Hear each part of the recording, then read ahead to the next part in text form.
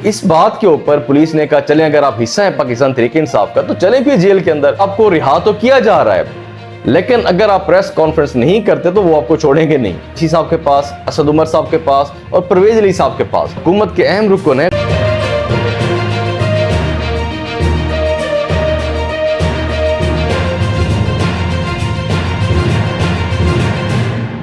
बिस्मिल्लाहिर्रहमानिर्रहीम, अस्सलाम वालेकुम।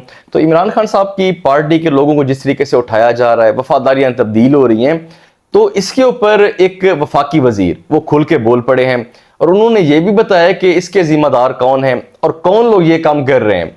तो ये इस वीडियो के अंदर आपको बताऊंगा। तो इसके अलावा बात कर लेते हैं जिस तरीके से अब पाकिस्तान तहरीक इंसाफ के लोगों को उठाया जा रहा है, अदालतें उनको रिलीफ देती हैं, मतलब रिहा कर देती हैं, लेकिन फिर दोबारा से उनको उठा लिया जाता है।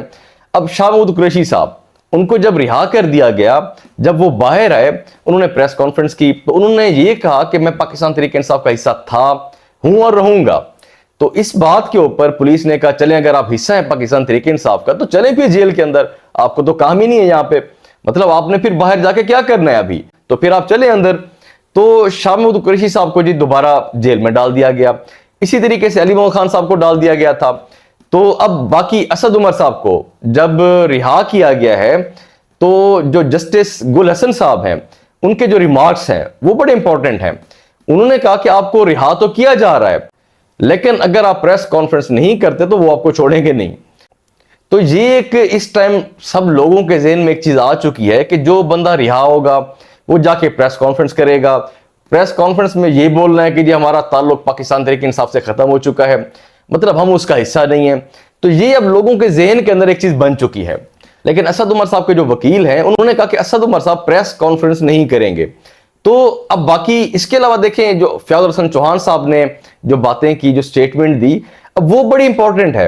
अब फयाज हसन चौहान साहब ये कह रहे हैं जब उन्होंने पार्टी छोड़ दी तो उसके बाद कहते हैं कि जी कुछ दिनों के बाद मैं जाऊंगा कुरैशी साहब के पास, असद उमर साहब के पास और परवेज अली साहब के पास, मतलब हम मिल के एक ऐसे प्लेटफॉर्म से आएंगे और लोगों की खिदमत करेंगे। उनका कहने का मतलब ये था कि ये लोग भी पार्टी छोड़ देंगे, हम सारे मिलकर एक नया प्लेटफॉर्म बना देंगे। तो ये फयाज हसन चौहान साहब ने किस बेस पे बात की है, उनके पास कोई इंफॉर्मेशन है या ऐसी ही बात की, तो मुझे नहीं आइडिया इस चीज का, लेकिन उन्होंने इन तीन लोगों का नाम लिया है। लेकिन अभी तक इन तीन लोगों में से कोई भी नहीं गया पार्टी में से। कुरैशी साहब भी अभी तक डटे हुए हैं, असद उमर साहब भी, परवेज अली साहब भी।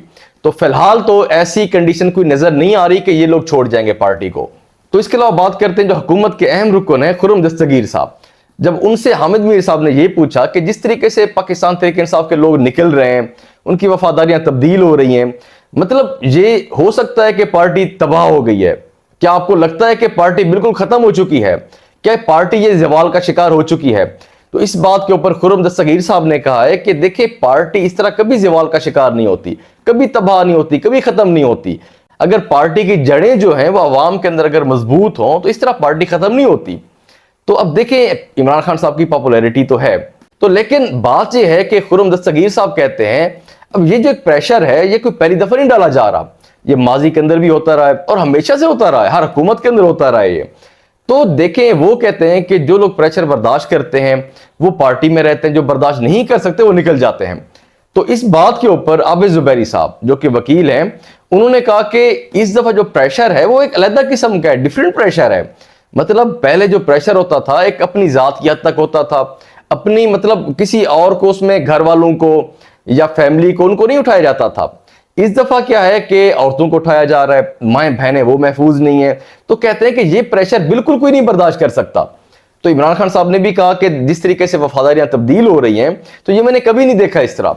देखिए 2018 के अंदर जब इलेक्शन हुआ था तो उससे पहले पहले इमरान खान साहब ने ये चीजें बिल्कुल नहीं देखी। पता नहीं वो क्यों नहीं देखी उन्होंने, क्योंकि उस टाइम उनका अपना फायदा था। तो उस टाइम इमरान खान साहब खुश थे, आज पीडीएम की जमातें खुश हैं, नून लीग खुश है, पीपल्स पार्टी खुश है। तो देखें अब बात यह है कि जिस तरीके से इनको भी मौका मिला था मुज़ाकरात करने का, जो अदालत ने फैसला किया था कि आप बैठकर बातचीत करें, मुज़ाकरात करें, इनकी 3 मीटिंग्स हुई भी थी।